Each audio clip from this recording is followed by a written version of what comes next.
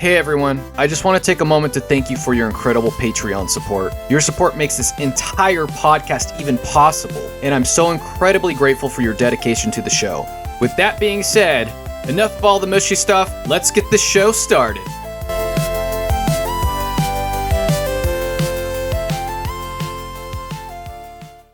All right, with all that out of the way, I wanted to introduce my guest for Black Clover today, David. Thank you for coming on. Thanks for having me. Heck yeah, man. So Black Clover, I decided to do, Black Clover's kind of a weird first episode because this is the first anime reloaded episode I'm doing. It's kind of like, most people would choose something that's maybe even more popular. Black Clover's popular, but it's not as popular as something like Death Note or Digimon or Pokemon, something that's just like, everybody knows. But the reason I chose Black Clover because it was one of the more recent animes that I watched that had a kind of a big impact on me as far as like story goes. And I watched it with my fiance and she really enjoyed it. And so I was like, you know what? This is really fresh in my mind. And I like to do stuff that's kind of fresh, so I can kind of remember. If you ever watch an anime and you go back to it after so many years, you kind of forget a lot of stuff. So this was something I recently watched. I went onto the Black Clover Reddit. We kind of connected there. In fact, that's when you volunteered. So I just kind of wanted to ask, like, why did you volunteer to be on the Black Clover episode? Partially because this is my favorite series of all time across any medium. When I discovered it probably about 7-8 years ago, at this point now, I instantly, I'll get into the story of how I fell into this later on, but when I actually started watching it and getting to know the series, it took a little bit to grow on me, but by the fourth major arc, it just consumed me with how much I loved this series, how much of a fresh take on the Shounen Jump format it is, and learning more and more about it, I just wanted to consume more of this series and more of all the content that it had. Yeah. Okay. So when did you start watching it? Was it like back in when it came out? I started probably a year or two after it was started running. I didn't even know the series existed until probably about late 2016, early 2017, probably around that time period. The series had just gotten past the Witch's Forest arc by the time that I caught up to it. And the way I got into it is probably the most convoluted out of getting into any anime series. Because it started out with D&D, Dungeons and Dragons. Okay, so so D&D led into Black Clover for you? A very strange way. So I was scrolling on the DM horror stories subreddit, and one of them actually had someone talking about how they took how their DM had taken the opening of Black Clover and somehow made it worse for the start of a D&D game. Basically making it so that way Asta was actually hated by everyone and kind of forced the plot along so that way Asta would be the hero of it, but Asta was an NPC, not one of the players. So from that, I was like, okay, let me give it a shot, because I had just finished up Parasite, and I think I'd gotten through almost all of Naruto, if not some of it. I dropped it like 2 times before I finished that series. That's for another video. Yeah. Another podcast. Okay. But started Black Clover. And for anyone starting to watch it, please watch the dub. Don't watch the sub. Watch the dub. I'm going to save your ears for that.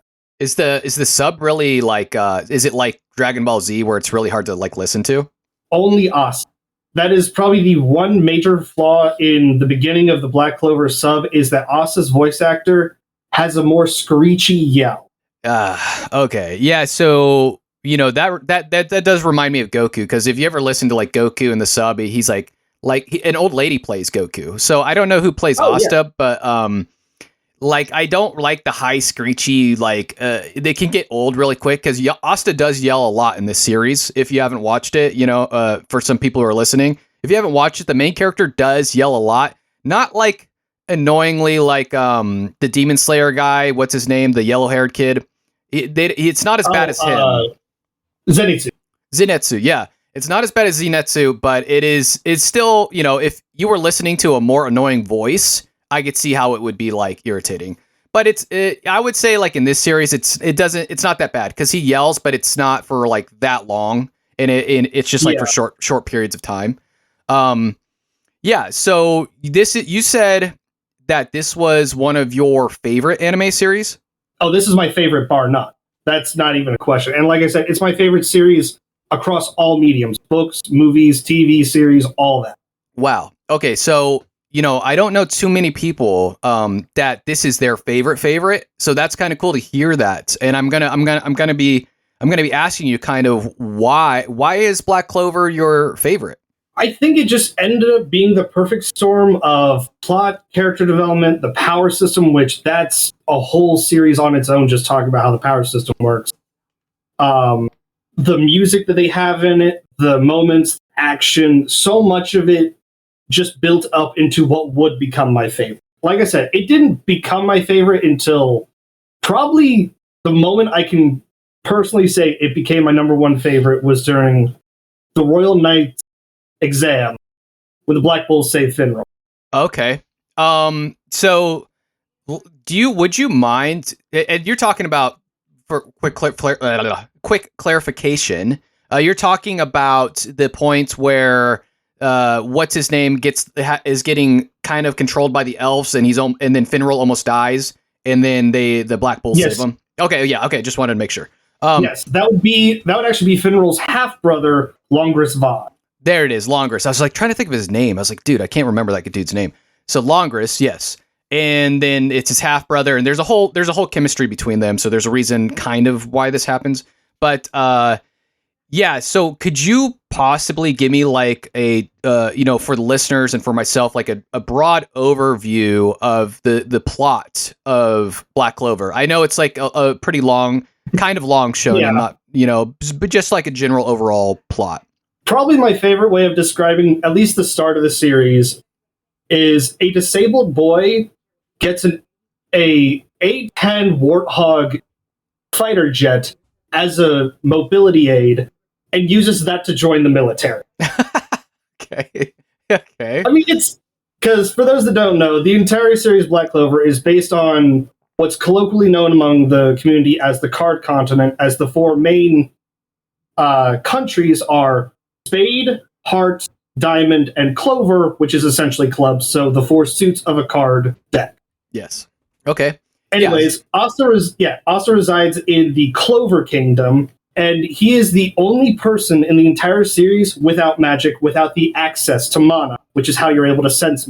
From there, and in the first episode, he gains access to a grimoire, something that everyone has but is specific to them and them alone, and even disappears when they die. His grimoire has the power of anti-magic, and upon first getting it, he's able to pull out a massive sword reminiscent of the Dragon Slayer from Berserk, which is its direct inspiration, and that allows him to cut magic as if it didn't exist anymore. Okay. Yeah. So, yeah, this main character, as you were saying, he's kind of the only one in the entire series that, and maybe later on down the road that I watched up to where the anime ends. Maybe later down the road, there's somebody else, but he's the only one, as far as you know, that has zero magic. Zero, not just a little bit, like zero magic. It is confirmed even in the manga that he is the only one with absolutely zero magic. Yeah, so he's pretty much like the most unique person in the entire world, because everybody has, even the weak people have a little bit of magic, like a tiny bit, Yeah, and they still are able to gain access to these grimoires that everyone goes, at least in the Clover Kingdom, we don't know the customs of the other kingdoms. After you turn 15, everyone during some time in March, they go to these grimoire towers that gave them access to their grimoire. Yes. And they get their grimoire from these towers, and it's almost like a of age ceremony kind of thing. Like you become of age, and then it's coming into adulthood is the best way of symbolizing. Once you have this, you're able to get full-on jobs. You're able to start your career path. And everyone's grimoire is going to be different in size, thickness, general shape. Sure is going to be similar. And the Clover Kingdom has something very special with their grimoires that I haven't seen with any of the other kingdoms, and that being everyone has 3 leaves on their grimoires, symbolizing the 3 leaves of the Clover Kingdom. However, there are only 3 cases of it in the history of the Clover Kingdom. 4 cases total, where there's been a 4-leaf broom. And they are said to be extremely lucky, extremely loved by magic, and very powerful. Yes, and so that kind of brings me into the topic of the other character, Yuno. So there's kind of a contrast between Asta, who's the main character, and he has 0 magic, but he was an orphan, and he was also orphaned side by side with somebody named Yuno. And Yuno, on the other hand of the other side of the coin, is somebody who obtains a 4-leaf clover very early on in the show, and he is going to be a super powerful magic user throughout the show, and he has a ton of potential, and everything seems to be kind of easy for him, So could you kind of talk about their relationship a little bit and maybe like the differences between the characters? Initially, when you first start the first episode, you think Yuno is very much a Sasuke clone. Someone who thinks that they are much better than everyone around them, someone who sees themselves as superior and looks down on the main character because he's lesser. However, by the end of the first episode, we realize it was just him trying to get Asta back into the mindset he saw when they were children, when Asta first inspired him to even pursue the goal of becoming Wizard King, which is essentially the top general of the Clover King, as just a quick way of describing that. And general/police force head, kind of. Yes. Yeah, I feel like the Wizard King, they're like the top general, and they almost have more police chief. Yeah, they're a combination of those two. Yeah, general, police chief. They kind of lead. They do lead the army forces and direct them, and they send people on missions. And they have almost like this, not so much like a shogun because it's not through force. Generally the Wizard Kings seem to be forces of good. They have more influence though than maybe even the king. The king is like, I don't know. The king in this show, he's kind of more of a gimmick. He's kind of like a funny, goofy character that nobody respects because he's super selfish and greedy. And he's always like, look at me. And he's like not powerful. He doesn't work hard for anything, but everyone respects the Wizard King because the Wizard King is somebody who's worked really hard to get to that position. And they always are doing their best to protect the Clover Kingdom. And generally on top of that, the Wizard King has also usually saved like half the people that are respecting him at the same time. So there's a direct connection with the Wizard King and the Magic Knight squads, because more often than not, he probably appointed those captains. Yeah, so he is definitely very tightly connected with a lot of the characters in the show. Now, the Wizard King in most of the show, at least the anime, is called Julius Novachrono. And I don't know if I want to get too much into him just yet. Because we were talking about Asta and Yuno. So, Yuno, let's go back to Yuno real quick. I know I'll digress. Yuno is, like you said, at first he seems like a Sasuke clone where he's going to be like, oh, okay, like a super powerful, like super talented guy who's just going to look down upon everybody else and be, kind of condescending. But you quickly realize that Yuno actually has a soft spot for Asta. He cares about him a lot. He pretends that he doesn't, but it's probably the most important person to him in the entire world, if I had to guess. Oh, easily. And I wouldn't even call it a soft spot because they are just brothers. They may not share any blood. They may not share any relations. But that's one thing I do love about how Yuki Tabata, the creator of the series, he knows how to write a sibling relationship. And that is one of the most realistic brother relationships I've ever seen in anime, because they will constantly needle each other over the smallest things, but the moment they get their backs against the wall, they have each other. They do not even question. They barely have to plan anything in a fight. They know what the other is going to do, and they trust them to do it. Yeah, and so unlike a lot of the other characters when they first meet Asta, a lot of people look down on Asta because he has no magic. They're like, oh, you're weak, you're pathetic, you're nobody. But, being one of the most naturally talented, powerful mages, sees Asta as a legitimate rival, and for a good reason. Asta is he's a character that perseveres through pretty much anything, even when the cards are down, when everything's been thrown at him and there seems to be no hope. Asta's always like optimistic, and he always pushes through. And yeah, you get a little bit that with like Naruto and stuff, but I would say he's even more perseveres probably even more than Naruto. And more than a lot of those other shonen protagonists, because even them, they have like Naruto has like a natural ability through the fox spirit or whatever, that he's like, he has that natural latent power that Asta doesn't have originally. Asta kind of has to earn throughout this whole show. And this is what I really like about Asta, is that he kind of earns his way through the show. And this is the reason I like him actually better than Yuno. Because, yeah, Yuno's cool to me, and I think he's a fine character, and I actually like him. But Asta's like that character that always has to overcome everything. And he doesn't stop, and he always strives to be better. So I really like him for that reason. Yeah, I do agree with that. I would argue that when it comes to comparing Asta and Naruto in these struggles, Asta's had to struggle more physically, whereas Naruto struggled a lot more emotionally with his series. Because I'm going to say this right off the gate, Naruto had way worse of a childhood than Asta. Asta, by all intents and purposes, when it comes to shonen upbringings for their main characters, he had a pretty chill life before the series. He grew up in an orphanage, and was looked down on by that, but people in the orphanage didn't belittle him beyond anything what anyone else was outside of there. And considering how he was an orphan, he still learned how to read and write, albeit poorly. He still knows how to emote. He knows how to deal with his emotions for the most part. He grew up pretty balanced. Okay, yeah, and I agree. I agree that Naruto had like a worse upbringing, I suppose. But you get a little bit of that in the original Naruto show, but you don't get a lot of that. You don't really see, like, it will do little flashbacks, and kids are making fun of Naruto and they're being mean, and they're like, in Asta, people are definitely were more accepting. But throughout the show, I would say, like, I feel like Asta overcomes these like impossible challenges. I mean, so does Naruto, but Naruto has the dang nine-tailed fox. Like that kind of gives him like this out all the time. That he constantly gets saved by this relationship with the fox. Asta has that a little bit with the relationship with the devil, but it's not like as they're not. It's not as I don't know what you would say, but it doesn't come into play that much.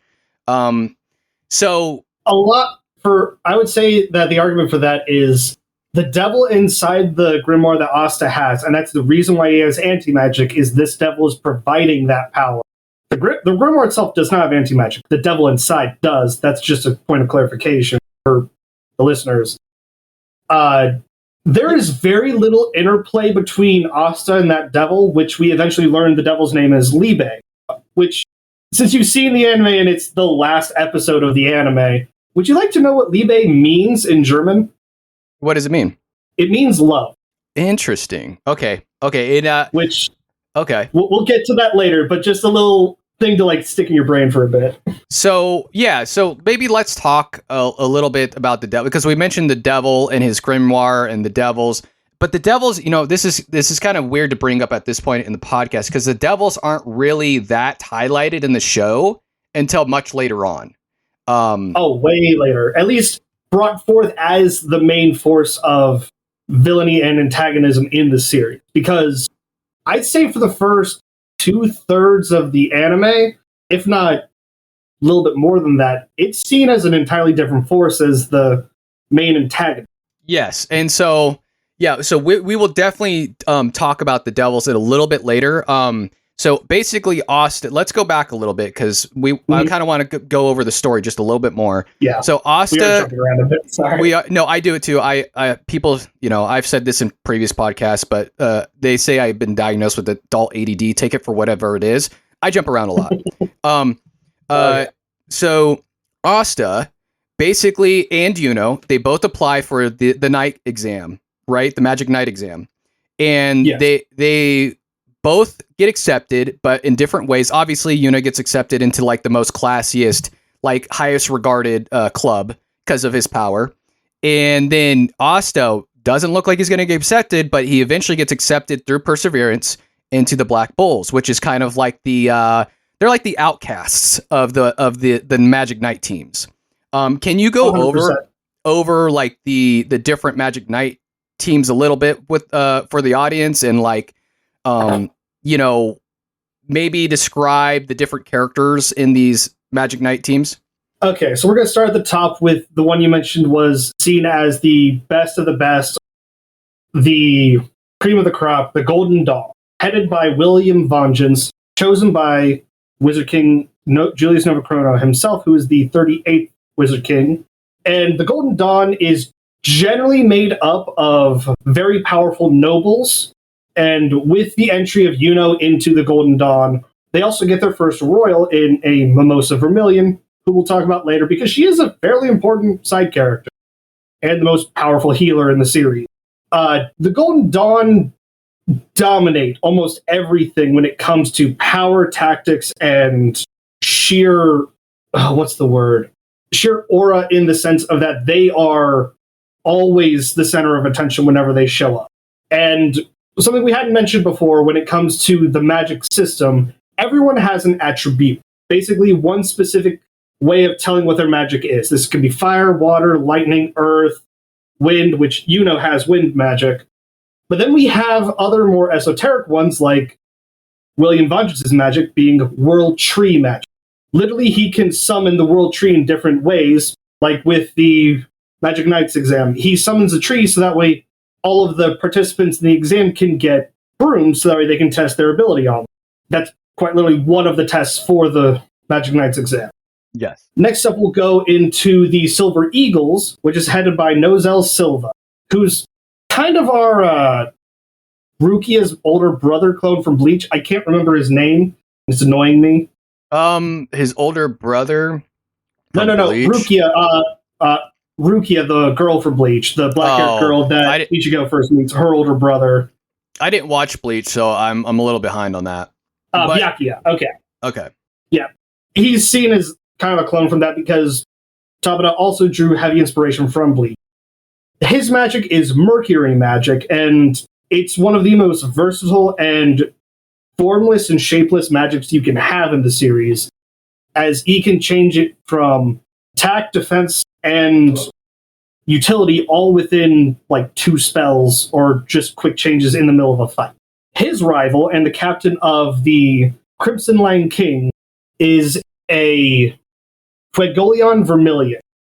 This man has fire magic, and while there's attributes, there's also generally themes to their magic as well. For Fuegoleon, his theme is either overwhelming force or lion motifs, hence the Fuegoleon of his name, which Tabata also ties names into the character's powers a lot when it comes to the series. I should go back to the Silver Eagles real quick. They are generally more of nobles as well, and nobles, there's very much a classist system within Black Clover, and it's constantly brought up, constantly talked about, and critiqued in different ways. The Silver Eagles, we don't see much of them beyond the Silva family, of which there's 4 members, 3 of them within the Silver Eagles themselves. And they're seen as much more haughty, but Nozel has earned his position as being very powerful. Back to Fuegoleon and the Crimson Lion Kings, they're seen as a very passionate and powerful counterpart to the Silver Eagle. Both Fuegoleon and Nozel are also royals, not just nobles, but they are eligible to be the royal king and replace the current one if need be. Moving on to Sorry, did you have something to say? No, I was just saying. All right, yeah. I was just just giving a little nod. Yeah. Understood. Next up, we have the Green Praying Mantises, which is a rarity because it's a Magic Knight squad headed by a commoner. Jack is not royal, not noble in any way. He is the son of a hunter. And while that's not shown in the anime yet, it's shown with a quick flashback in the manga. He's just a guy that learned how to use his magic extremely well for slicing. And that's what his magic is. It's slicing/cutting. Next up, we have the Blue Rose Knights, headed by Captain Charlotte Roselet, whose magic is vine or thorn magic. I can't remember exactly. Briar magic, that's what it is. Briar magic specifically. And her magic is also the same as her squad name. It has blue roses within the vines, and she's very excellent when it comes to utility and tying up many enemies at once, as we see in one of the early arcs when she's introduced. Next up, we have the Purple Orca Knights, and they get a couple captains because the first one ends up being a traitor. He had transparency magic, allowed him to be invisible and avoid all magical attacks, which is crazy to think about. That's such a powerful ability. He'd be able to summon invisible knights that would be able to fight and defend him that also could not be affected by magical attacks, as far as I remember. But he was caught and brought up on charges, and then an ex-magic knight came out of retirement to take over the Purple Orcas, that being Kaiser. And that man needs to have a break. He should not be in current arc whatsoever. He is way too old and just needs to have a nap. Yes, he's very old. But also one of the better nobles in the series, because he does, at least we haven't seen him be outright vicious to anyone. He responds in kind when he's mocked, but other than that, he's pretty well respected by everyone. And he mainly came back just to try and bring up the Purple Orca's reputation, because finding out their captain was a traitor didn't help at all. Right. After that, we have probably the laziest of the captains, that being Dorothy of the Coral Peacocks. She has dream magic, and probably a good 90% of the series when she's on screen, she's just snoozing. Just no matter what, she's snoozing. Then you find out what she can do with her dream magic, and dear God, it's terrifying. Yeah, I was wondering about her for I was like, when is she gonna do something? Because the first, I don't know, 75% of the show, she doesn't really do anything. I'm like, what is her power? What does she do? But you do find out later. We actually find out that her Mimosa Vermilion's brother, who I mentioned earlier in the Golden Dawn, he's the vice captain of the Coral Peacocks and does most of the administrative work for the Coral Peacocks because she's just always asleep. Yeah, but she's very powerful. We'll just say that. Yes, yeah, definitely. Just all we need to say is that she can pull you into her dream world, and whatever she thinks of in the dream world happens. That's all you need to know about how powerful she is. Yeah, and it's pretty it's pretty inescapable. She does face a couple people that kind of it's just the wrong people to face, I would say. It's not even that they had overwhelming power against her, it's that they had the right way of stalling long enough. That's the only way they got her out. Yeah.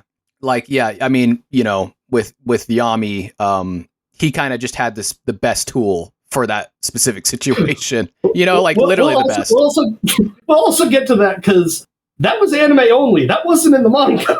That entire fight. Yeah, we'll get into the anime only bits later on. Okay. Because, that's really interesting that you brought that one. The second to last squad is going to be I believe it's the Azure Deer. Was it Aqua Deer? Aqua Deer, okay, yeah. It was somewhere around that, but the reason I got confused is because the Aqua Deer used to be the Gray Deer as the squad that Julius was the captain of before he became the Wizard King. And so when he became the Wizard King, eventually chose the captain of that squad. Oh, I am blanking on his name, and it's annoying. Rill, thank you, Captain Rill. He has paint magic, which is just as versatile as Dorothy's dream magic, except he can do it in reality. He can copy any attribute. He can do multiple attributes at the same time for different spells. And he is obsessed with just making the perfect paint. Yeah, and he's very young, just to clarify. Maybe, what, 12? Maybe... No, he's not that young. You can't have a grimoire until you're 15. He is the youngest captain by far. He became captain at the age of 19, so he'd only been a part of the Magic Knights for 4 years before he became captain. Okay, so he looks like he's 14 or something, but he's 19, and everyone else is in their late 20s, maybe early 30s. Besides the Purple Orcas guy, he's probably 50s or 60s. I think he's mid-50s, and Yami, who we'll be getting to, is only 28 at the beginning of the series. He looks like he's going on 40 to me. He looks pretty ragged. I mean, not his body, but his face. It looks like he's just kind of he's been through a lot, So It probably doesn't help that he's smoking all the time. That probably doesn't help it. Yeah, and let's just say, he's been through quite a bit via the manga. Oh God. Yeah. So yeah, okay. We get the full backstory on how we got to the Clover Kingdom, and hoo boy. So you covered the Silver Eagles, the Purple Orcas, the Aqua Deer, and Blue Rose, and the Prey Mantis one. What's they're called? Green. I don't Green remember. Prey Mantis. Yeah, and then so we also have the Black Bulls. You want to talk about Yami a little bit? Yeah, this is actually the last one to talk about. I did cover all the other 8 before that, and I wanted to save this for last because Yami Sukahiro is, as we said, the captain of the Black Bulls, but also the only foreigner that we know of in the entire series up until we get to later parts of the manga. He's the only one not from the Clover Kingdom or even the Card Continent. And he somehow managed to rise to the rank of captain based on pure ability. Yami has dark magic, and is the only one in the series to be shown that naturally, at least in the anime, shown to have that without having some weird circumstances behind how they got their power. And something interesting about dark magic is that we also see light magic, and Tabata decided to take all the characteristics of light and give the opposites to dark magic. So, where light is fast, dark is slow. Where light is, light in weight, dark is heavy and has a gravity behind it to where it can even pull in other spells. Yeah, so I think that's super interesting because in the anime, at least, you don't get to see anyone else with this, and it's a very unique magic in its abilities. And we'll probably talk about those a little bit in some of the fights when we start talking about fights, because Yami does kind of discover some more abilities throughout the show, and it's really cool. It's really cool to see, and it's really cool to see Yami, who they kind of imply that he's like a Japanese-esque foreigner, like he has a Japanese heritage of some sort. Oh, he's straight up from Magic Japan. It's called the Land of the Sun. Yeah, it's straight up just Magic Japan. Yeah, and so he's the only one in the show, and he's much like Asta in the fact that he is a commoner, and also like the Green Prey Mantis Captain Jack. He's also a commoner, and I really do like these characters like more than the nobles. I always connect with characters that persevere more than have like this natural ability. The natural ability stuff is cool and everything, but I always like the ones that are like, they start from zero and they work their butts off and they get to the top. I always think those stories are cool. And that's not to say that there isn't a royal or two that do have to work their ass off. We'll get to Noelle later because she is a female shonen lead done right, in my opinion. She is so well written in this series. Yes. Yeah. And so we'll talk about her too. We'll talk about her in a bit. But yeah, so do you have a favorite Magic Knight captain? It has, okay.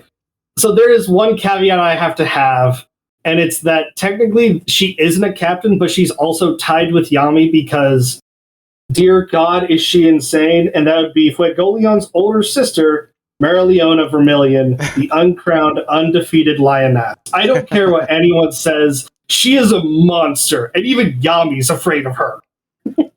She is super cool, actually. She is a temporary captain in the show. She's not a permanent captain, but she takes over. Yeah, there's a point in this series where Fuegoleon gets put into a coma because of very traumatic loss of limb, and she takes over for his squad. She is not a Magic Knight before that, by the way. She's just been chilling in the wilderness for like 300 days out of the year. Yeah, and so she is somebody who also worked really hard to get to where she is. She doesn't play around. She like trains in a volcano, basically. That's like her training ground is a volcano. Which is wild. Something that I can at least tell you. Remember did you watch the movie off Netflix, The Sword of the Wizard King? I haven't. Okay, well in it, and I do recommend it, it's only like a couple hours and I rewatched it last night just to give myself a refresher. She literally is just bathing in magma at one point. Oh my goodness. Yeah, and people are like, magma. People are like, how is that possible? So magic users do have this thing that's like a magic skin kind of thing. I forget what they call it, monoskin or something. Monoskin, correct? Yes, and there's even a more powerful version of it where you're able to extend your power into a greater range called monozone. We'll get into more of those details later, but they act as a defense against environmental and magical effects of other people. Yes. And so, yeah, that's the way she's able to she's basically training herself to control her mana and be able to protect herself. So when she's bathing in lava, it's not like skin to skin contact, but it is I mean, she is in there in the lava, but that's the way she's training her mana and controlling it. And it's very, it's very rough. That's a lot of power and heat that she has to kind of like keep at bay for long periods of time. So that's very interesting. And as a note, she does that casually. That is how powerful this woman is. It's insane. But yeah, between her and Yami, those are my two favorite captains just because of their personalities are entertaining as hell whenever they're on screen. They steal the spotlight whenever, with Merliona's outbursts and loud personality and Yami's little side quips. Every time they're so good. Oh, I love when what he calls her Sis Golion or something. Like, yeah, so because there's Fue Golion, which is her brother, the Magic Knight captain of the Crimson Knights, right? Or Crimson Lion King. Crimson Lion Kings. And they're brother and sister. And so the first time they see each other, Yami and her, he's like, "Oh, it's Sis Golion." She's like, "What? Why you calling me Sis Golion?" He's like, "I just figured you guys had the same name. I don't know. I thought it was all the same." I don't know. It was a funny joke the way he delivers it. And that's also one part I love about the series is that they are painfully aware of everything in the series. Like when it comes to Nozel Silva, he for some reason has a ponytail that goes right in front of his face, going down his nose over his forehead. And they relentlessly mock him for this, asking if he's got someone that does it for him or if he does it himself. It is so funny. Yeah, and the anime is self-aware in that way, I think, a little bit. So I think that's pretty cool about it. And the humor's good. I did laugh. I had some good laughs in this one. Oh, yeah. They get recruited into the Magic Knights, and we went over the Magic Knights and stuff. And we'll kind of go over a little bit of the elf arc. Do you want to kind of explain what that's about? Okay, when we say elf arc, are you talking about from the beginning or from after the Royal Knights? Because that's the elf arc technically covers most of the anime, so that's why I have to make sure what part you're talking about. I don't know how we should do it because it is you're right, it is most of the anime. So I guess how about I just go with the arc by arc, just quick overviews of them? Sure. Okay, so after they join their respective Magic Knight squads, Asta gets pulled to the Black Bull's hideout, and there he meets the rest of the squad, which we'll go over as they pop up. First off, we see Finral Rulacase, who's with Yami at the Magic Knights exam, and he has spatial magic, specifically support spatial magic, as we'll find out with his brother later on. He is the fastest and most accurate when it comes to portals, both in close and long range. It is insane how powerful he is with this, but he's relegated to the side because his family is known for attack spatial. Along with Yami and Finral at the Magic Knights exam is Gordon Agrippa, who, as a one-off joke, they say he's the incantations expert when he mumbles all the time. Yeah, he's always mumbling the entire show. He made me laugh too. He's always like, "Oh yeah."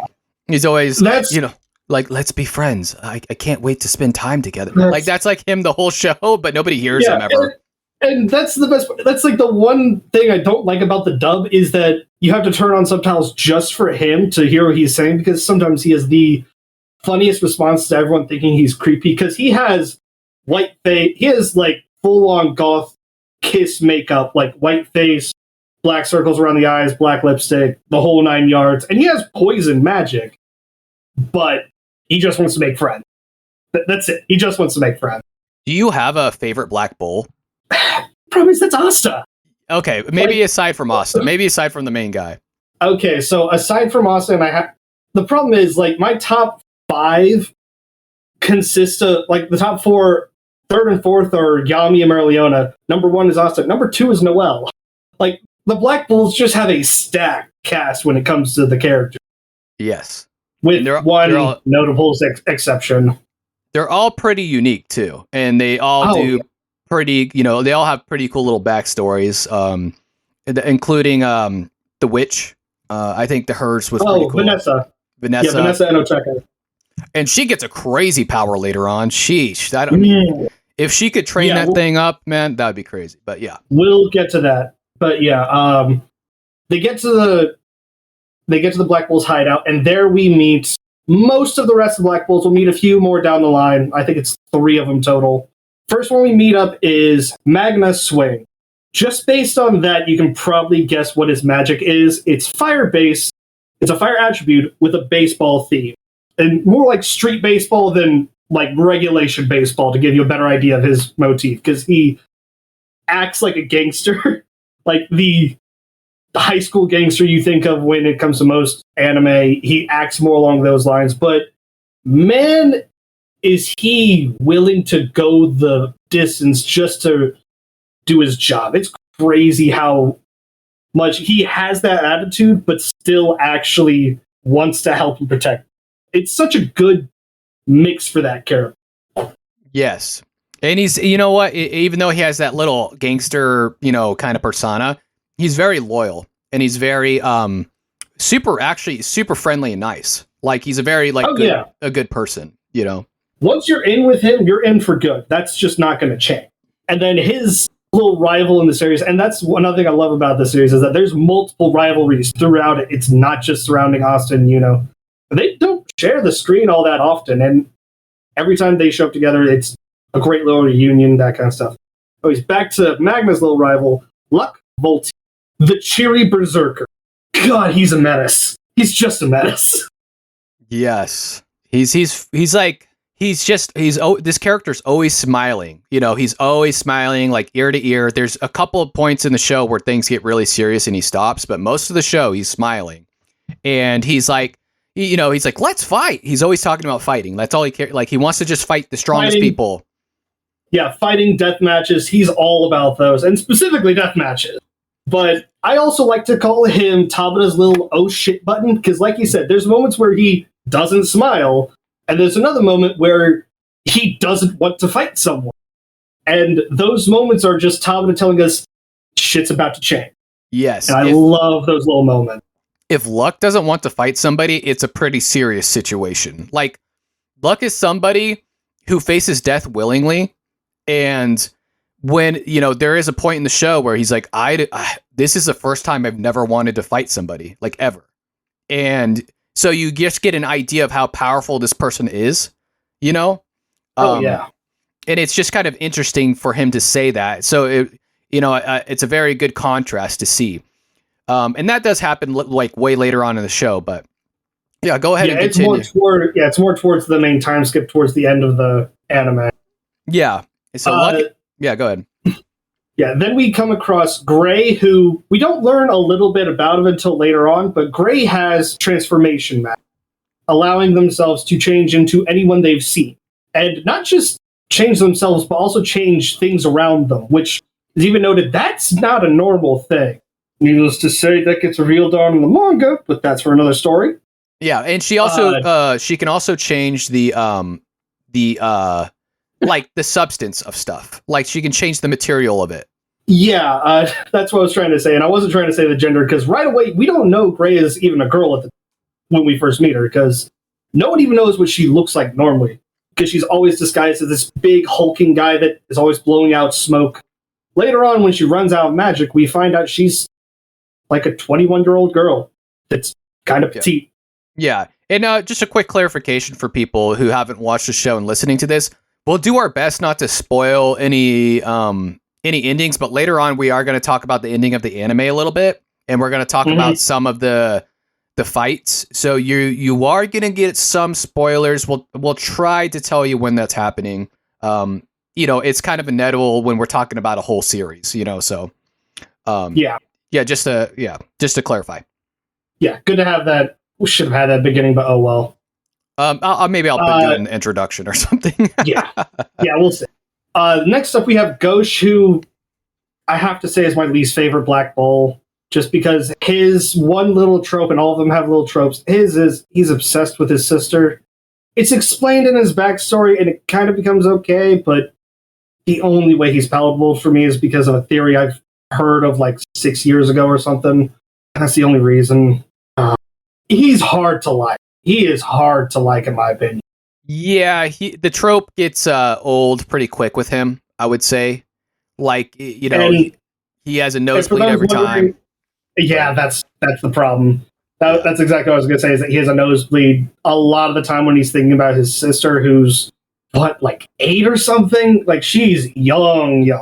Yeah, and they don't imply that it's, like, sexual in any way, but it's just kind of a weird obsession. Yeah. You know? I'll get to that theory later on when we get to her ability, her attribute, which we have an idea of. Because the theory at least makes it a lot more palatable. But again, there's no confirmation for it. Anyways, moving to the witch you were talking about earlier, Vanessa and Oteka.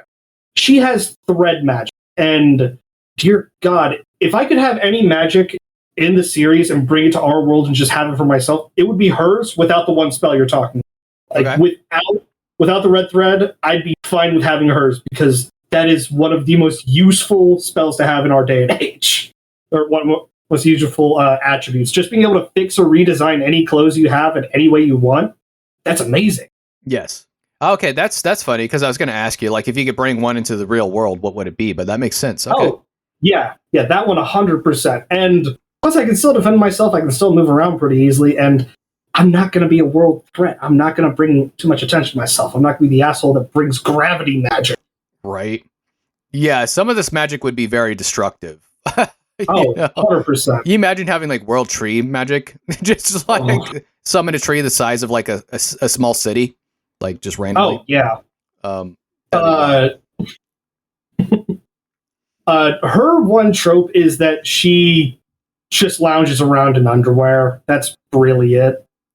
Okay, next we're going to have the final member of the Black Bulls that was there and not joining that night, that being Charmy Papit, who, in case you weren't aware, is actually based off of Tabata's wife. Oh, okay. Yeah, so he based her personality off of his wife, and that's mainly the personality of both eating and wanting to make food for other people. Because that's one thing Charmy is known for. She is a glutton, but also loves feeding people, which is an interesting way of adding to the glutton trope, because you don't see that near as often.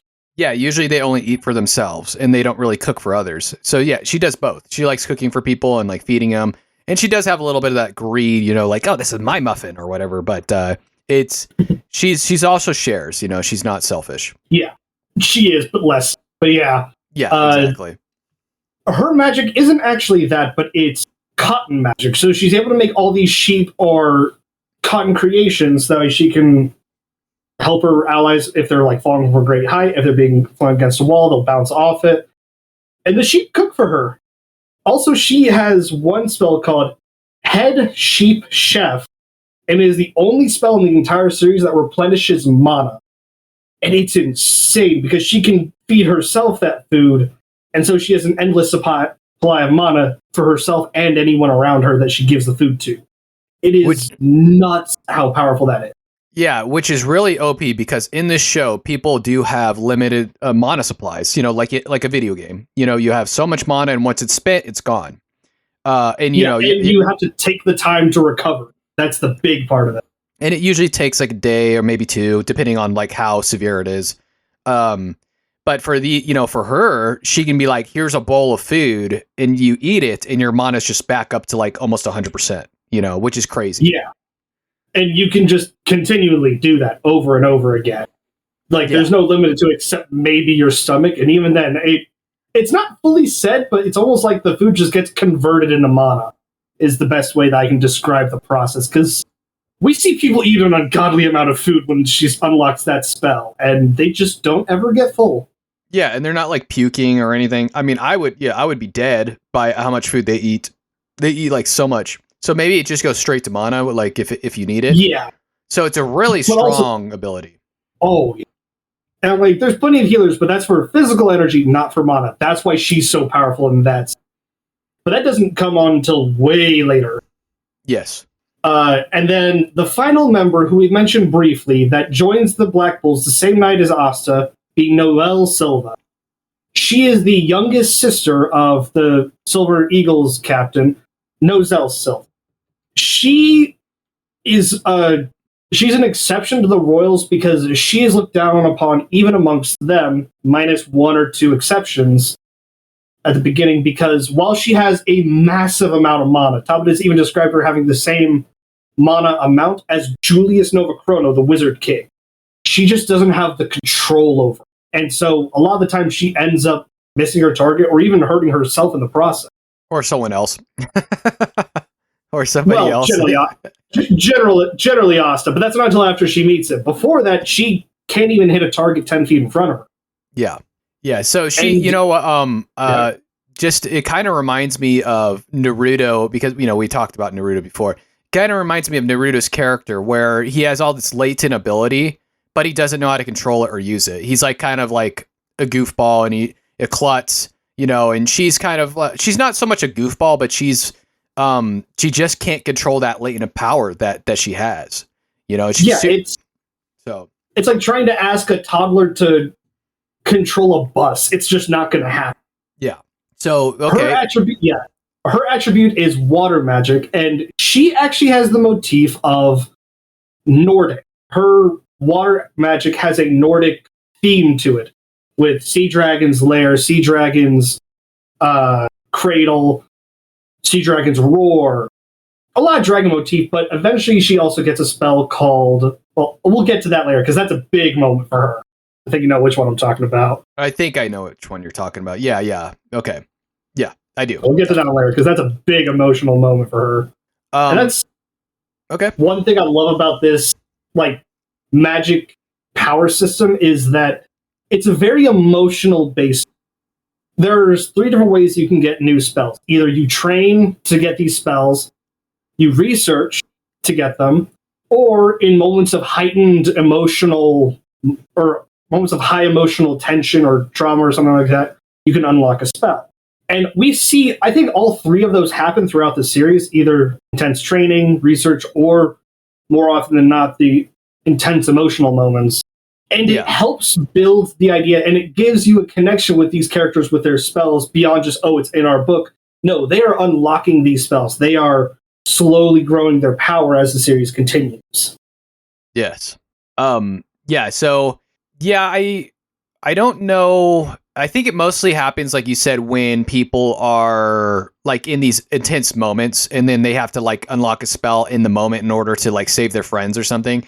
And anime does this a lot, in order to, all anime. It's not just Black Clover, where it's in order to help their friends, they need and it's fine because I don't mind that trope because it makes the ending of the fight more unpredictable, and and I do like when animes are willing to, I know this is a little bit of a side tiff. I do like when animes are willing to kill people off, important characters, because that really makes you worried for the character. You're is it hopefully they don't die here, obviously I don't want them to kill off maybe your favorite character, but some characters. But there also has to be a balance with that because some series do tend to do overboard with it. Yes. Yeah. You don't want it you don't want it to be every other fight somebody's dying, but you do want that suspense there, it could happen, And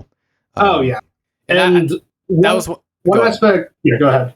Oh no, I was going to say that was one of my complaints with Naruto is that they pretend to kill off. I can't remember who it was. And they brought him back, and I was like, oh, okay. What's the whole deal? I think it was the kid that eats a lot or something. Was it him? Oh, Choji. Was it Choji? Where he has this moment where he during the Sasuke retrieval arc. I know you're talking about. Yeah, and so they act like he's going to be killed off, and they bring him back. I'm like, what's the point? Why'd you even I don't know. That stuff makes me mad. They should have just killed that character, in my opinion. But yeah, he got the win in the end with his wife. He ends up marrying his what the hell. Anyways, back Black Clover. Back to Black Clover. Just for some, I got sidetracked. But yeah. No, I understand. Making the comparisons are still going to be there. Yeah. So that very first arc is just all of the characters starting to interact, Asta getting in line with the Black Bulls. And then finally, he and Noelle are brought along by Magna for their first mission, which ends up being just a bet that their captain of Magna lost, so they have to go clear out some bulls at some remote village. That's it. That's how they started. Yeah, they're like clearing out these big these pig creatures or whatever they are. Yeah, boars, not bulls. Sorry, boars.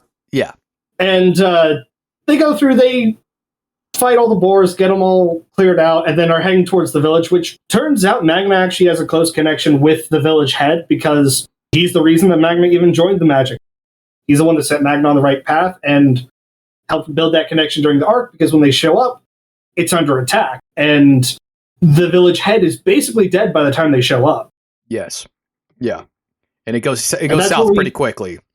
Yeah, that's where we find the first main villains of the series being the Eye of the Midnight Sun, even though they're not even called that yet. We just know that eventually they're connected to that group. And they're trying to find this specific magic stone that ends up being very important later on. And this is where Asta showcases how willing he is to just jump into fire for anyone around him. It doesn't matter if he's close with them or not. So long as they're meant to be protected by him, he will. Yeah. He and Magna are facing off against 4 or 5 mages at the same time, who are all using powerful combo spells, which is another thing I love about the series. You could just do combo spells so long as you're timed right. It's not like Fairy Tail where it's so rare that some mages never accomplish it their entire lives. No, they pull out combo spells left, right, and center in the entire series, and I love it because it makes sense. Yeah, and it makes it more, because you start to get a feel for these abilities. So when they do a combo spell, it's kind of a change up. It's like, okay, there's something different there. I like that. Yeah. Adding that variance to it really helps with the fights and everything. And this is something that is a little bit microwaved for Noelle's first emotional moment, but she pulls off her first spell, which is a massive defensive spell, Sea Dragon's Lair, not because of Asta's words, not because of Magna's words or anything like that, just because a little girl asked her to help. And that was the first time that someone looked at her, wanting her help, asking for her, and not for someone else. And that's kind of what sparked that first spell. Yeah. Yeah. And so, because she wants to protect her and protect the village. Yeah. Because up until that little girl grabbed her skirt and was asking for the help, she was planning on running. But when that girl came up and asked, that's when she decided to stay, started to form her own being in the Black Bowl. So they win the fight, they get through it all, and they do a nice little quick callback to when Magna tested Asta joining the Black Bulls and redid it here, which I thought was a great way of tying it together. Their little baptism. Yeah. So let's kind of fast forward a little bit because we're probably going to go on. This will probably be about 2 hours, and I want to make sure we get through. Yeah. Most of the story because we're this arc you're talking about is kind of still the beginning. It's still very early. So let's kind of skip ahead a little bit. So what would be another big pivotal moment? Is it when the city's burning? Would you say would be the next big moment in the show? Or I can do a quick stopover with the dungeon arc, which is right before that. Right. Okay. Yeah. Because the dungeon arc leads into it. So the dungeon arc is where these dungeons can pop up all across the world, and they're generally housing these powerful magical artifacts or ancient magic that people could try and learn and bring into their grimoires if they have the right attribute and the ability to do so, all of that. Well, this one is right on the border with an opposing country, the Diamond Kingdom. And the Diamond Kingdom, at that point, has been starting to raise their military strength, so Clover Kingdom's a bit worried they're going to be trying to invade, so they send a couple groups to the dungeon to try and take it over and bring it back to the Clover Kingdom so they can protect themselves. The Wizard King specifically Asta and a group with Yuno to get them to meet back up, which is nice. It's done by the Wizard King's doing and not just fate. It's because the Wizard King is a magic nerd. He loves to just look at magic and learn about new esoteric and powerful and strange magics. So he literally puts them together. He's like, let's just see what happens. This will be fun. Yeah, I like his character a lot. I like Julius Novachrono is probably one of my favorite characters in the show. Yeah, in the dungeon, we find out that the Diamond Kingdom has actually done these very horrible experiments where they stitched together 2 grimoires of 2 different people to give one person 2 attributes. And the main antagonist of the arc has both mineral and Phoenix Flame magic. Specifically Phoenix Flame because he can continually regenerate if he has that cloak on. Which is OP. You know, that's like super OP. Yeah, you know, it's like great. And without even using the flame magic, he was powerful. That's how scary it was. Yeah, and so he's unique in the fact that he has 2, like more than 1 attribute, which nobody really has in the show. Which I did explain. That was done artificially. They went through intense and absolutely debilitating training to pick 2 people and then stitch their grimoires together so he'd have access to both spells, or both sets of spells. Yes. In the dungeon though, both our protagonist and his rival both actually get powerful boosts. With Yuno, he gets access to, and it takes him a little bit to figure it out, he gets access to the Wind Spirit, one of the 4 great spirits in the series, known as Silk. Basically, think of it as a massive wind magic boost. And it allows him to bring in more and more natural mana, as opposed to just his own, basically boosting his mana amount by a ton with just that one thing. Just with Sylph, who eventually is called Belle. Yes. And so she's you said the wind spirit, right? Like, so there's these elemental spirits basically in the show, and I think there's I don't know how many there are. I want to say like 4 or 5 or something. I don't really know. Okay, when it comes to the spirits, we know there are 4 greater ones, just being one of each of the 4 elements, earth, air, water, fire. We have never met the earth spirit, even in the manga. We just know that based on the other 3, it must exist, and we don't even have an idea of who would even get it. Yeah, and these spirits attach themselves specifically to very specific individuals. And getting the wind spirit is like a big deal. That's like a very big deal. You know, whoever has these spirits have like a lot of extra power, basically, to back them up. Oh, a ton of power. So it like Belle does this thing. I think during that sequence, she does a time stop or something like that, which is and let's just say that the bell is a hint as to something that happens way later on, and more of a theme that we just didn't pick up in the anime. Because, dear God, is it crazy what she and Yuno pull off. Yeah. I'm going to say this. It's based off a very well-known and fairly popular book that I know you know of. I mean, she reminds me of Peter Pan. You know, she's like she's Tinkerbell. She is Tinkerbell. That's her whole character. Yeah. And dead on. Yuno is basically Peter to her. And so she's infatuated with Yuno. And in Peter Pan, if I had to assume, because in Neverland, people never age. Time stops in Neverland. So I wonder if that has a connection to why Belle is capable of doing this time stop. You don't really see it that often in the show. That might have been the only point in the show that I've seen the time stop. Maybe one other. It's the only time it happens. It only happens in the show that one time. You are correct. Okay. There's very different reasons as to why something similar happens in the manga, but it's not quite the same. It's for a very different reason, very different way of doing the spell, with things even you don't know about Yuno. That's going to be fun. Yeah. And I do know some things got revealed later on in the anime about his whole backstory, but I don't know everything, So. Yeah. But at the same time in that dungeon, Asta also got a second sword. Something I had kind of glossed over is that while the swords can cut magic, they also tend to have a secondary effect. The first sword being called Demon Slayer. The secondary effect of it is, with the flat of the blade, he's able to reflect magic, which is insane to think about because he can just batter up any spell that comes at him. And doesn't it make it even stronger when it goes back? Is that part of it? No. You're thinking of another character that's capable of it. You're thinking of a future Black Bolt. Yeah, they do the combo spell, and that's what it is. They do like a combo spell with his thing. Okay. Yeah. Then the second sword, Demon Dweller, its initial ability is, of course, cutting magic. But then also, if there's a strong connection with someone, he's able to do an anti-magic slash of that person's attribute. So, like in the dungeon, to get rid of that regenerating flame cloak, there's a moment of like trust between Asta and Noelle, and because Noelle puts all of her trust into Asta to finish him off, her attribute gets put into Dweller and allows him to negate the regenerating cloak because of the water. Yes. Okay.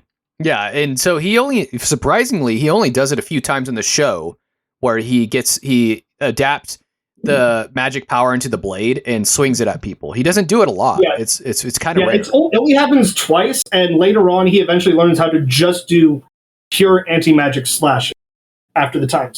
Yeah. So the time skip was interesting. Let's just say there's a thing that the original owner of those swords does that Asta manages to copy in the manga, and dear God, is it crazy. I'm gonna let you think on that one. I know who you're talking about, the original owner. I don't know what ability though.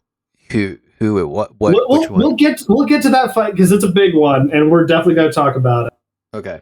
But after the dungeon arc and after they escape, we get to the capital arc where Asta and Yuno are brought forward because they're Asta and Yuno's group's -1 from Asta's because just luck is a menace. They didn't want him in the capital for obvious reasons. They're brought to a star awarding ceremony. Basically, if you do a good enough job on a mission and you do an exemplary work at it, you get a star. Stars count towards both your rank advancement and towards the renown of your squad. The Black Bulls started at -50 stars, and when Asta joined, they were at -30. So that gives you an idea of where the Black Bulls were at the beginning of the series. That's so funny. They were just... I mean, I wonder what they were doing to get those negative stars. Because I don't really know. Property damage. It's property damage. Oh, okay. Just what do you call that when you accidentally do like side damage? What is that called? They were overzealous in their arrests and taking care of their job, so they lost stars because of how much damage they would do. Yeah. It wasn't even vandalism. It was just excessive damage in the pursuit of the job. And it makes sense based on their personalities. They're kind of careless. Oh, yeah. Most of them, they're just a little, they're outcasts. They don't really care about that kind of stuff. They do care about saving people. They are like, that's what they do care about. But everything else to them is kind of an afterthought. They're just very like, whatever, laissez-faire. Yeah. To give an idea of how little they care about it, if they did not have a regenerating base, they wouldn't have a base. Yeah, they blow up their own base all the time, but it regenerates, thankfully, due to someone's, due to something's power. Yeah. So they get to the capital. They have a quick talk with the Wizard King, which is the first time Asta and Yuno ever meet him. Have a chat with him. He invites them to the star awarding ceremony, and it's kind of hilarious because after the awarding ceremony, they have just like a little buffet. Asta is like not caring at all how much people are ripping into him. It is one of the most satisfying moments of seeing someone so sure of themselves, like, they've ripped into me all my life. It's fine. This does nothing. He's just munching away, no problem. Yeah, he's perfectly happy to be there. He doesn't care. Yeah, however, the switch flips the moment that all three of Noelle's siblings start to absolutely tear her apart, and he goes off every royal and noble there. It is so good. Yeah, he gets on the table and he has this big speech, about I can't remember exactly what he says, but he starts going into them and giving them crap about. He basically calls them out for their behavior there and declares he's going to be the Wizard King before all of them. Yeah. The two middle siblings of the Silva family, Nebra and Solid, they try and take down Asta. It's like, nope, screw that. Sword. One of the Golden Dawn members who's got out for because he doesn't like a commoner made it into their squad also tries to hold him down, and nope, doesn't work because none of them have ever faced anti-magic. And that's one thing I love continually popping up until everyone starts to know about Asta, is that no one knows how to deal with anti-magic for, I'd say, a good quarter of the show. Yeah, maybe even more. Anti-magic is a really, really, really unique ability. So, anyways, when they're in the middle of all that heated debate, the capital comes under attack by zombies, because that's someone's magic, reanimation magic. And they use it to attack multiple points of the capital at the same time, splitting up all these multiple captains and powerful magic knights. This is also where Fuegoleon gets his arm cut off and nearly died because of the trauma from it. He was caught off guard by someone. I'm not going to say who right now because we'll get to that. That reveal was so good. And Asta actually gets taken away for a little bit, maybe like an hour or two, because the Eye of the Midnight Sun finally reveals themselves, finally says who they are and that they will be the downfall of the Clover Kingdom. And it's kind of a devastating end because the Eye of the Midnight Sun won that fight. They won, they accomplished what they set out to do, which was both take the magic stone around Fuegoleon's neck and take a captain out of the equation. yes. They win a lot of fights, to be honest. They in this show. They're a pretty successful bunch for a long time. They're successful except when they go up against the Black Bulls. The Black Bulls tend to be their crutch. Yeah. I mean, even in those fights, they seem to kind of get away with stuff. I mean, you know. Yeah, there's some things, but then there's others. We'll get to those. Yeah. This is also the first time we see Julius get a bit serious when he saves Asta, because we see why he's the Wizard King. He takes out 2 of the Eye of the Midnight Sun members within a second. There's not even a reaction anyone can give to it. They just get blown away instant. Yeah, and this is the first time you get to see him in action, the Wizard King. Oh, yeah. And it's really cool because he is fast, very fast, and he's very strong. He's very powerful. He has an ability that freezes people up, locks them up in like a time zone where they can't move. It's called time binding magic, chronostasis. Chronostasis, Yeah, it basically gives, because that's his magic, is time magic, hence Nova Chrono. It allows him to just put someone in a bubble of time that they move extremely slowly, but they can still see and hear the world normally. They just can't move or talk or do anything. And I don't know if I would consider him fast, because it's time magic that's hard to argue if you're fast, if you can control time to some extent. But yeah, he is extremely powerful when he uses his magic. Yeah, I mean, yes, I think, you're right. It's kind of like a time manipulation thing, but I think he's fast on top of it, so it's kind of like a double whammy. And that is something that should be said, is that when you power yourself with magic, you can make yourself stronger, you can make yourself faster. And so that's why with Asta, that we haven't mentioned yet, with no magic, he has trained his body to the extreme. Like, take Rock Lee from Naruto and don't give him any special techniques, don't give him any of that. He is just pure grit and strength. Like, so strong that when near the beginning of the series, when he goes to go up against some ex-magic knight, he breaks the ground when he takes off. That's how powerful this guy is on sheer strength. Yeah. It's funny that you made the Rock Lee contrast, because that is kind of a similar trope there, where Rock Lee, overtrains. He's like, if I can't do 1,000 push-ups, I'll do 1,000 sit-ups. And if I can't do 1,000 sit-ups, Asta's the same way. He's like, very, very similar. Yeah. So Julius manages to get Asta back, but the rest of the Eye of the Midnight Sun members escape -1 that he keeps a hold of, because the Eye of the Midnight Sun leader shows up and whisks them away using what we eventually find out to be light, hence the very quick and powerful ability of that. Light magic even has healing and transportation ability. That's how powerful this one attribute can be. Yes, so light magic is also pretty unique. It doesn't seem as unique. Is it as unique as dark magic? I don't know about that, but I would say via the manga, the amount of characters that have both, it's pretty equal. Because there's only 2 people in the series we know of that had light magic, that being the Eye of the Midnight Sun leader and the first Wizard King. Those are the only 2. Yeah. Okay. So yeah, it's pretty rare. And that scene also where should be noted, Both of those people also have 4-leaf grimoire. So that's how rare this ability, that attribute is. Yes. And yeah, so the people that have the 4-leaf grimoires, both of them, aside from Yuno, have light magic. And the going back to Nova Chrono and that scene, that was the first time when he sees the leader for the first time. He's like, oh yeah, he says something along the lines of, "Wow, that was one of the first times I've ever met somebody who was faster than me." So this is implying that the leader is very powerful, in that he kind of gets a small whiff of that. He's like, "Oh, okay, this guy has something going on." But as we find out later, that was mainly because Julius was just caught off guard, because they do have a full-on fight later, and okay, I'm going to have to start speedrunning these arcs, because I know we've been at this for about an hour and a half already. Yeah, exactly.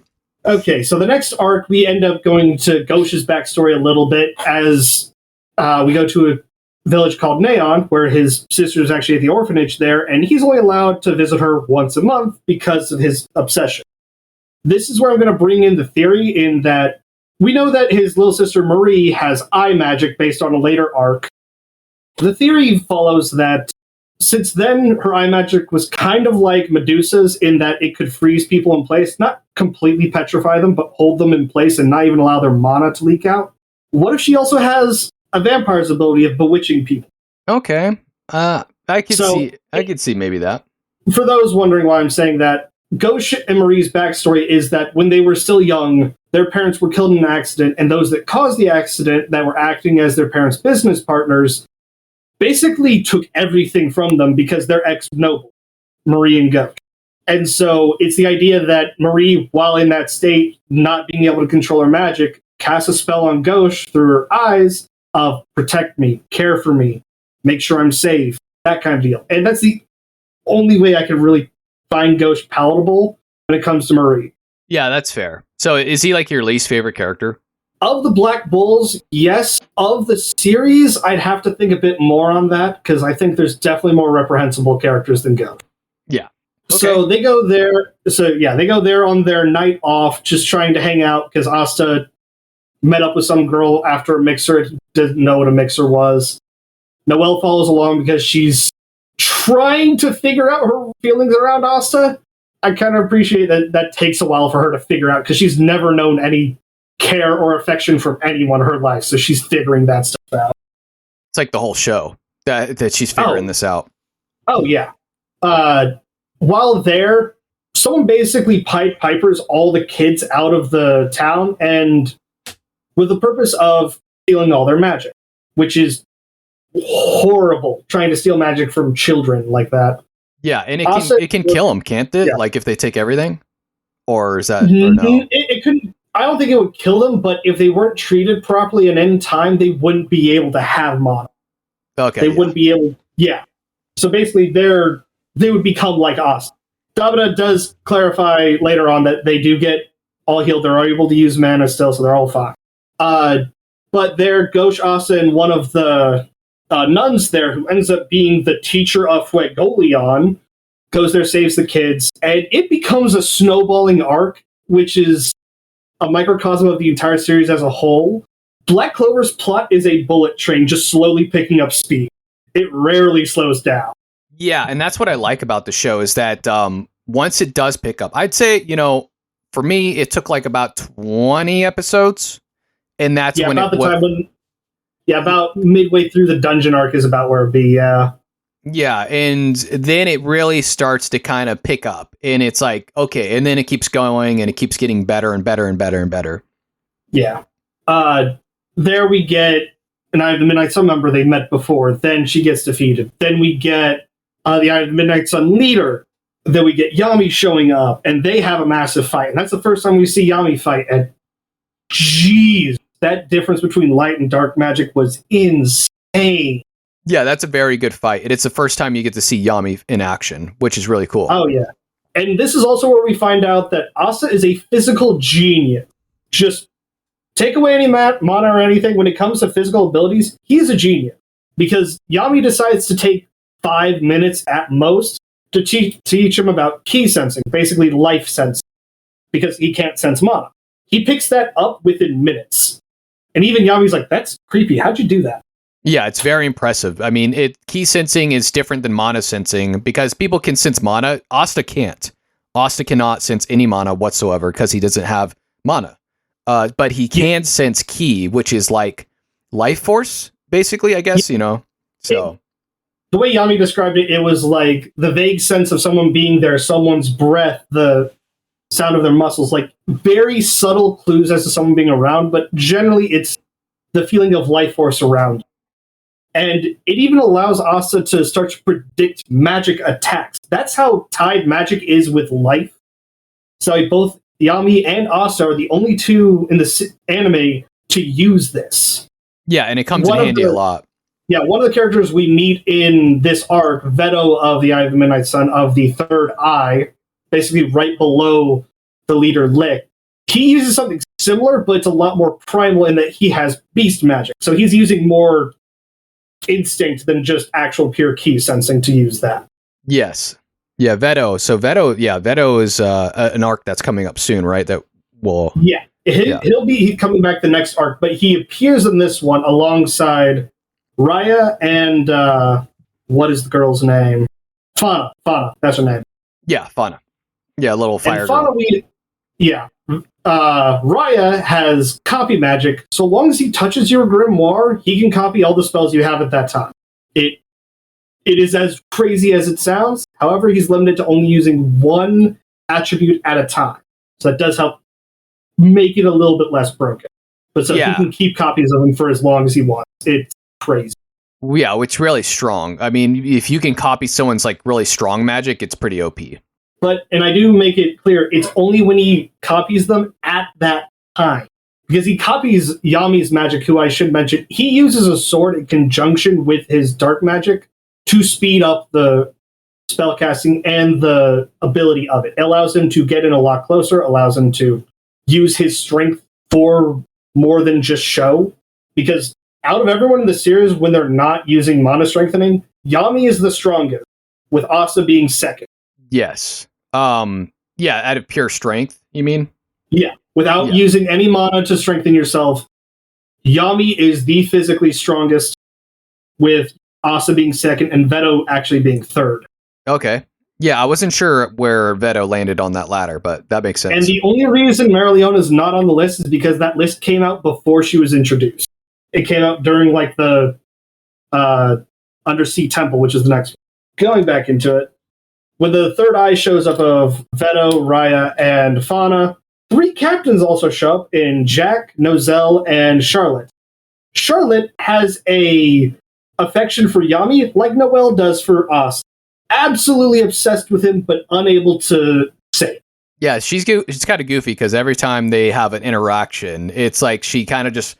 She's like about to maybe profess her feelings or say something, but then she gets scared and runs away and freaks out and and then it's fun. What makes me laugh is that Yami thinks that she hates him. Like he's like, wow, you don't have to like, I'm not that bad. I'm not that ugly. I'm not that, he's like, it's really funny interaction because he interprets it completely differently. It's like the typical guy interpretation of like, not being able to tell whether a girl likes him or not. So he makes me laugh in that regard because it's like, oh, I probably would feel the same way, as he does. Like, oh, she just hates me a lot. But yeah, if it's either like she's verbally dressing him down or running away screaming from him, yeah, you're going to get that idea from him. You're not going to think that that girl likes you. No. Yeah, and it's so funny because she likes him so much. So yeah, that's a really funny little interaction with those two, and you'll see it throughout the show a little bit. Yeah, and there's that back and forth between them that they, in that fight, they eventually, Night of the Midnight Sun eventually pulls out because Licht was about to go supernova, and Asta and Yami kind of went nope, because Asta used his key sensing to get through an absolute mess of a battlefield that was just filled with dust and smoke, whereas Yami got teleported above him via fin roll, so they could do a 1-2 combo, and the Third Eye had to pull out just to save Licht. So that's how that fight ended. Yeah, so Licht was on the ropes, and he has to get pulled out, for sure. Yeah.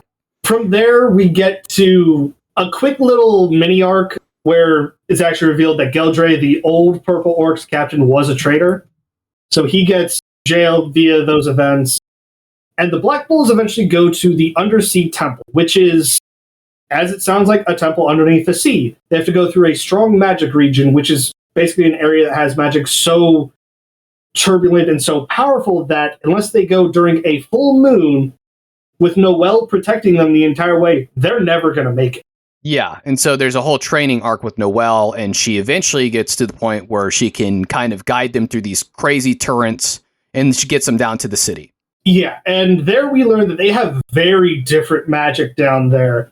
The main two we see throughout it are a brother and sister combo, with the sister having song and the brother having dance magic, which is also interesting how they're able to use those magics in their way, because they have their own combo spell that they've obviously practiced. And they know how to work alongside each other, and that's another sibling relationship that's too funny. Oh, between what's her name? Kanaho? Kahano and Kyoto. Yeah, Kahano and Kyoto. Yeah, and so Kyoto's a dancer and she's a singer, and so they kind of work together, and they both want to be pop stars. And they actually use those abilities as combat abilities as well. Oh, yeah. And Kano's ability is very versatile in the fact that she can go from alerting people to healing to damaging to cushioning, all kinds of crazy stuff with just her voice. Out of the two, I would say Kahano is the much more versatile. Yeah, and it's funny, you'll hear that song, like the song that she sings all the time. You'll hear that song like a lot throughout the anime. And it's not like, it's a very melodic song, it's not bad. Yeah. And it's mainly during that arc where they're trying to get a magic stone from the Undersea Temple. That's why the Black Bulls are going at all. They're trying to get a magic stone because they've learned at this point that the Eye of the Midnight Sun is looking for all these stones. They already got one from Fuegoleon, so they're getting this one from the Undersea Temple. And unbeknownst to everyone, the Black Bulls already have one from the first village, Rayaka, that they got the boars from. They saved from the very first scene of the Eye of the Midnight Sun. Yes.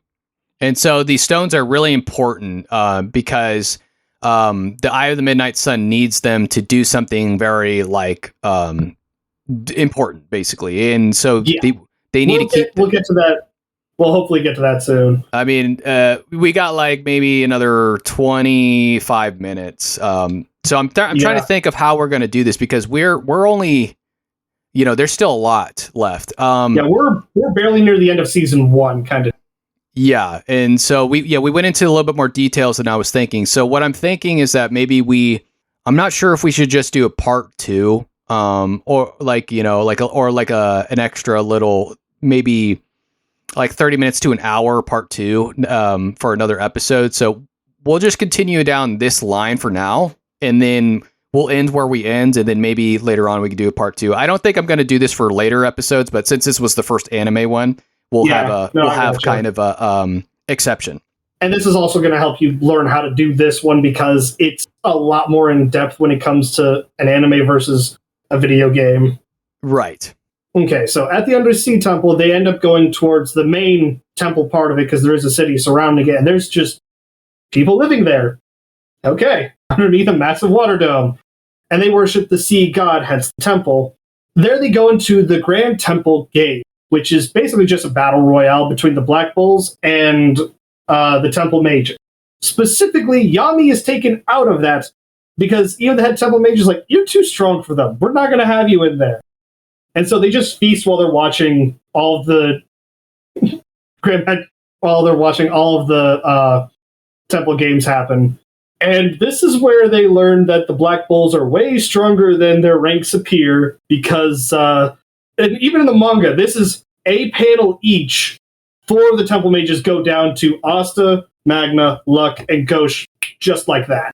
Yes. It is instant.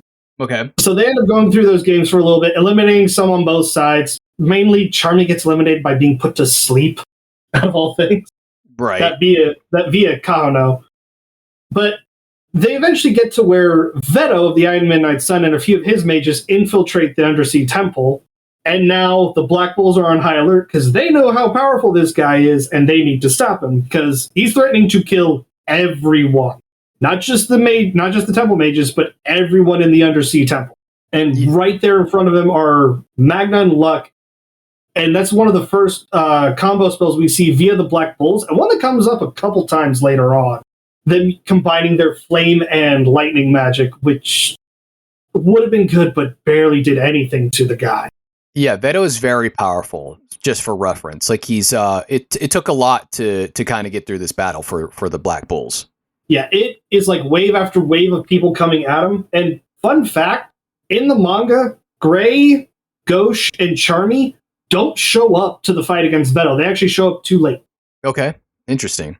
So in the anime, they do show up and help out and are acting as like a screen for Asta, because this is the fight that told me that this was going to be different, because Tabata knows how to do team fight. He knows how to do team attack. At this point, Asta does not have the physical strength or speed to keep up with Veto. He just doesn't. However, the combination of Finral's portals and Vanessa's threads, puppeteering him through those portals, and Asta just trusting those two to send him at the right place at the right time for each and one of his attacks, because Asta's sword is the only one that can even damage Veto consistently. That is such a crazy team attack that can only be done because of how their powers could work together. It's not a combo spell specifically, but how their powers interplay with each other. Okay. Like you wouldn't call it a combo spell because they're not combining technically, but they're working together. Yeah. Yeah, they're working alongside each other. So Finral's opening and closing portals all over the place. And the only reason why Veto doesn't use ranged attacks is because right at the beginning, Finral sent all of his ranged attacks back at Veto, making him defend against his own attack. So he just went pure melee from then on. Yeah. And Veto, if you haven't watched the anime, I'm sure you have if you're listening to this, but if you haven't watched the anime, he is a beast-like man. He's like hairy. He looks like from Beast from or not Beast from X-Men. He looks like the other guy, a Sabretooth. Sabretooth. Yeah. He looks a lot like him, and his abilities are very similar aside from the magic, where he can like climb on stuff. He's very fast. He's super strong. And he calls upon different beasts to enhance his physical abilities. So like Beast Clawed for a main melee attack. He's got cheetah legs. He's able to bring out like rhinoceros armor. That kind of magic is what he's doing. Yeah, and he's very full of revenge, right? Is that his whole thing? Vengeful? Revenge? Oh god, what was it? He has this, it's like hate, revenge, something like that.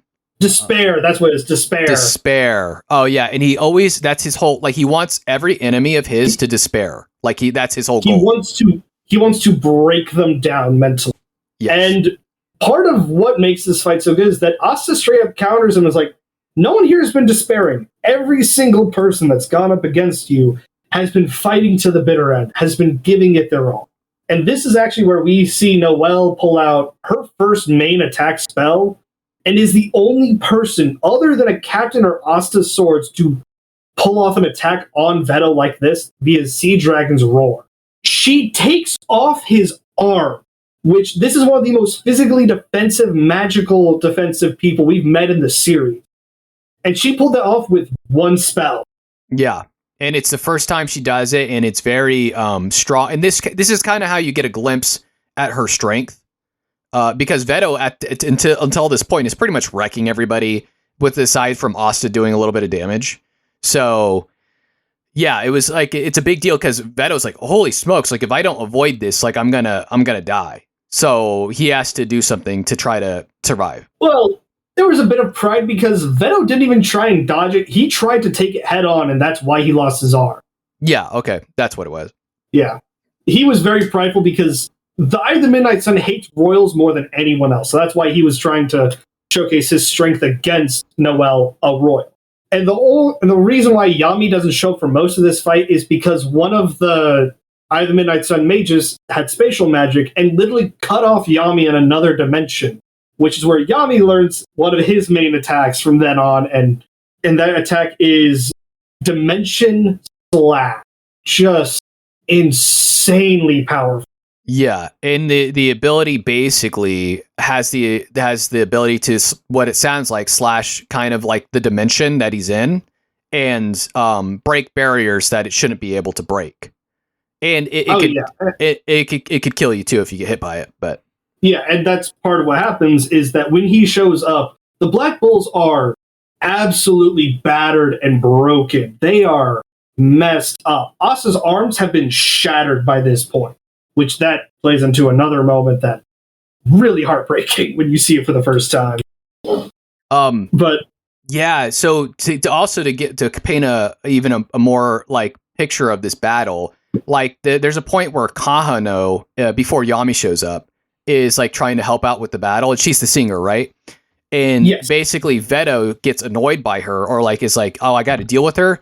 He goes up, he pulls her up by like he has her like up by her hair or something, or her throat. Yeah, by her ponytail. He's holding her by her ponytail. And he's like, oh, you sing? And his whole thing is despair, right? So what he does is he takes his fingers and he jabs them into her throat, and it completely destroys her vocal cords, like 100%. And she pretty much can't talk at all. And then to her brother, he cuts off one of his legs because he's the dancer. Yeah, so he's there to not just kill you, but literally just make you despair. So like you see this and you're like, holy smokes, like he just, it's a pretty brutal scene seeing it. And the way he was making Yami try and despair was breaking each one of the Black Bulls one at a time. That was what his goal was with the Black Bulls, was he wanted to soak Yami in so much despair for that until he was able to finally get to Yami. But Yami ended the fight as Yami does by showing up and being a badass. Yeah, so Yami is a Magic Knight captain, and they're all very, very powerful. So in the Midnight Sun members, like these members like Veto and Raya and them, they're kind of, I would say they're close to on par with the captains. I don't know who they say they're stronger. I don't know if that's exactly true. Maybe they are, but it's very when it comes to power wise, it's said that they're more powerful than their leader Lick when it comes to pure combat. Otherwise, I think they're seen as comparable to the Magic Knight captain. It really depends on who they end up facing, because if it's like Fauna against Nozel, Fauna's probably going to win that fight because Mercury's going to burn up in her fire. Yeah. Something we forgot to mention, she has the fire spirit Salamander, who is said to have the highest attack power out of all of the spirits. So that's why she's even more dangerous. Yeah, and later on there's a battle with her. So so they're with Veto. Yami shows up, and basically he deals with Veto through. Wait, does he do the Dimension Slash on him? I can't. He does do the Dimension Slash, because he uses it initially, gets the spell initially to break out of the other dimension sphere, and then uses it again on Veto to showcase it for the first time, at least to the viewer. Yeah, and the way they had to keep him in place though too, right? So Asta, I think, does something to kind of do that, doesn't he? Or no, Veto was going supernova. Oh, that's right. He's going to implode. He's like self-destructing. And this is a common theme with the Midnight Sun guys. Yeah, essentially with the third eye especially, they literally have a third eye in the middle of their forehead that pops up if they get too weak, or if they get too emotionally stressed out, and it can literally turn them into bombs with how powerful this could be. Yeah. And the only way we've seen them be diffused really is either Asta getting rid of the bomb, the magic right there, or Yami cutting through Veto. Yes. And so he cuts through Veto and he basically saves the day. Everybody's beat up. Everyone's like destroyed besides maybe Yami. And it's a brutal fight. That's like the first fight that in the show that I really was like, holy smokes. The Veto fight. You actually felt like they could lose someone there because it was that destructive. Yeah, I mean, aside from the fight with Licht and I'm going to put Licht in quotes here, Licht and Yami, not to remember, but anyways, I know. Yeah, but basically Licht and Yami, that fight was really good, but this one was even better in my opinion. Like it was, it was a lot more emotional. With Yami being stuck outside and being forced to watch it, it had that extra level of there really is no one that can save them right now. They're on their own. Yeah, and they had not faced anyone even close to that power. I mean, that besides, Licked, they haven't really faced anybody close to that power. It was a whole new level for them. And Veto being the despair guy was a whole new emotional roller coaster for the whole team. And you still feel that later on past this, because we find out very shortly after, he didn't just shatter Asta's arms, he cursed them to not be healed. Yeah. And so no normal healer can make these arms healed. So there's nobody, even the best doctors and the best healers were just at loss for how to heal his arms. And which sucks because his arms is he needs it for his sword. He needs it to be able to participate. Basically, they're completely broken and cursed. Yeah. And that devastates the Black Bulls on a level that we hadn't seen them show before. Purely because we saw Asta start to be the one that, Yami brought the Black Bulls together and made them into the squad they are. Asta is the one that's making the squad better. All these different connections he's making with them, all these different conversations, interactions he's having with them, is building more and more with the Black Bulls so that way they become an actual squad, not just a bunch of crazed lunatics. Yeah. So what I want to do is, because we're coming up on to 2 hours, is I want to kind of cut it off here, and then part 2 we'll start it back up where the arc where he's trying to get his arms fixed and everything. Yeah, the Witch's Forest arc. Yeah, and that's a really good one too. The Witch's Forest arc is really good. So but it's a shonen, and it's a long one. It's at least the anime is 170 episodes, I think. 170, 171, I think, somewhere around there. And then there is a movie on Netflix called Sword of the Wizard King, and that takes place a little bit before the end of the anime, so you're able to watch it and not get any spoilers for it. It happens right near the end of the time skip. That happens near the end of the anime. Okay, cool. And I think I'm gonna watch that movie because that would be cool. And so, when it comes to longer animes like this, maybe this is what we'll do is for the long ones, we'll have 2 parts, because it seems like, especially if we're going to cover the whole story, at least, we'll have 2 parts. But shorter animes like Solo Leveling, you could do that easily in one episode. Just one, So in a Kame ga Kill, you could probably do in 1 episode. But yeah. So yeah, thanks for coming on, David. I appreciate you. We'll probably bring you on for the next one as well. Maybe we'll record that next week. We'll plan for that. And it'd probably have to be a couple weeks from now. I've got work next week. Okay, then I'll fill it in with something else until then. And yeah, it was a lot of fun. I can definitely tell you have a lot of passion for this series. Yeah, thank you, and thanks for bringing me on. It was nice just to randomly come across your post and decide to do this. It was fun. Yeah, heck yeah. And I'm an anime fan. I'm not as, I don't know as much stuff as a lot of people do in the anime, kingdom or fandom or whatever. But I do have appreciation for these animes, and I love them. They're emotional, they're fun, they're exciting. And I think there's an anime for just about everybody out there. And I know there's a lot of crossover between not just retro gaming, but gaming and anime. There's a lot of people that enjoy both. And there's a lot of games that are similar to anime, and some games that play off of, or some anime that play off video games. So there's a lot of overlap, Yeah, probably the one that comes to mind the most when it comes to crossover between games and animes, the Fate series, which... good luck to anyone trying to figure out how the Fate series is supposed to go. That is a train wreck of a plot. Trying to figure out which series comes when. Oh, God. Yeah. What you were saying about there's an anime for everyone. For those that have managed to listen to this and not know what anime is at all, anime is just a medium like movies, TV, cartoons. It's a medium. It is not a... It's not a genre. There are genres within anime. So you can more than likely find anything for you with it. Yeah, so if somebody be careful though, because it is Japan and they've got some weird stuff. Yes, so stay. If you're okay, I I don't know how to phrase this, but I would say stay away from anything that says hentai. Okay, if there's any hentai tied to it, unless you're into that kind of thing.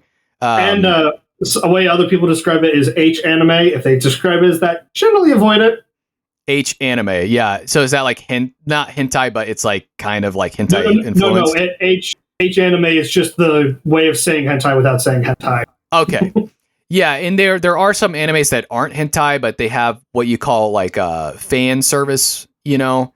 Basically it's like it's kind of weird where they it's not, you know, maybe the girls are like doing but this isn't like in all animes. And for some animes it's maybe only a small portion, and if you get past that it's actually pretty good. So but there's an anime for everybody. There's romance, there's comedy, there's action. I mean, you got it all, you know. Thriller, there's horror. If you really want the horror, go Junji Ito. Oh God, I haven't watched that one. Is it good? No. Junji Ito is a creator. He's done a bunch of horror stuff. I can't even stomach it. It's some dark stuff. Oh, okay. It's it's pretty gruesome. We're talking like eldritch horror kind of level stuff. Oh, okay. Wow. Maybe I'll check out some of that stuff. If it gets too much, maybe I won't. But yeah. But yeah, we're gonna be doing more animes, and so I'm excited. You know, I'm excited to do this new series, and just again, thank you, David. I appreciate it. Yeah, no problem. Thanks for having me on. Absolutely. I do have a TikTok I have not touched in a couple of years that I did a bunch of Black Clover stuff on. It's my name on there is Wercoon Warden. If you want to follow me and look up some of my old stuff, see if I get inspired to do more stuff because of this. This was really fun to talk about all this, though. Yeah, maybe if we're lucky, this like propels Black Clover and the series to go further because we're okay. Maybe I don't know if we should. Yeah, I guess I don't know if we should. Yeah, we will. We should end it on just that, on knowing that the series has no confirmation of coming back yet. Yes, the manga's been going on for this entire time since the anime stopped. The anime stopped because it was catching up to the manga. Yes, and I got go ahead. I got a big rant about that, but we're gonna save that for the next episode. But yeah, so the series is still yet to finish, and we are waiting on. And the thing is we don't really have a date. We have no confirmation from Studio Pierrot, who's been doing the series up till now, or up till 2021 when it stopped. Yeah. And so we're kind of worried that the show might not continue. I think that's my worry. I highly doubt it's not going to continue. I think it's probably going to start up again once Boruto gets caught up to the main Boruto and not Boruto Blue Vortex, whatever the sequel series is called. Because yes, Boruto somehow got a sequel series to itself. Don't know how. Yeah, I didn't watch Boruto, but I know it's infamous. I know people don't really care for it too much. I'm gonna let you know this: the first 50 episodes of Boruto are filler. What? Okay. Well, I wish I was joking. I wish I was joking. I hate filler, man. I hate filler. I try to skip it if I can. I'll look up one of those. Yeah. I'm gonna say this: there's more filler in Black Clover than you think, but they put it in seamlessly.